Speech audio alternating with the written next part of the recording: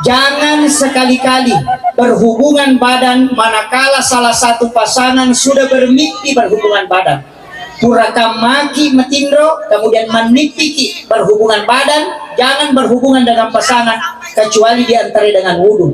Kapan berhubungan kalau salah satunya sudah bermimpi dan hubungan itu menyebabkan istri hamil, maka dipastikan anaknya lahir dalam keadaan epilepsi atau kena penyakit ayam. Ini penelitian Bapak Profesor Dr. Dadang Hawaris dalam buku Psikoterapi Al-Quran. Makanya saya sampaikan, ini perlu hati-hati ketika sudah tidur kemudian bermimpi, ajene lalu kenapa berhubungan dengan pasangan atau mau melakukan hubungan 2 kali, bicarogi namelo kami mak dobolo, harus diantarai dengan wudhu supaya nanti anak-anak kita itu tidak lahir dalam keadaan prematur.